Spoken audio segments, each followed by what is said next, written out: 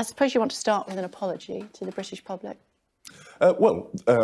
We moved quickly in response to the vaccine. Obviously, this report has just come out, so we want to look at it and consider it. That's why we've also got an inquiry to ensure that where there are lessons to learn, we do so. But we followed throughout the scientific advice.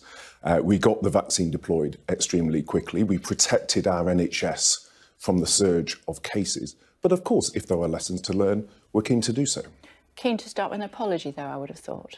Well, no, we followed the scientific advice. So no apology? We followed the scientific advice. We protected the NHS. We took the decisions based on the evidence before us. But of course, we've always said with something so unprecedented as the pandemic, there will be lessons to learn. We're keen to learn them. That's why we've committed to an inquiry. And that will be the opportunity to look at what could be done differently and what lessons we take into the future. 20,000 lives needlessly lost because you didn't lock down a week earlier and you don't want to apologise. Well, the issue of the timing of the lockdown was based on the evidence and the scientific advice at the time. The concern was if we'd locked down too soon, there wouldn't be a willingness to lock down for a long period of time.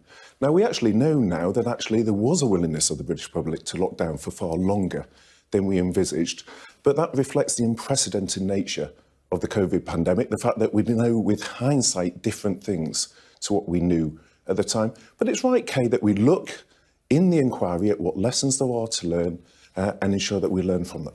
No apology that we were told by the then Health Secretary that there was a protective ring around care homes, and we know that not to be the case.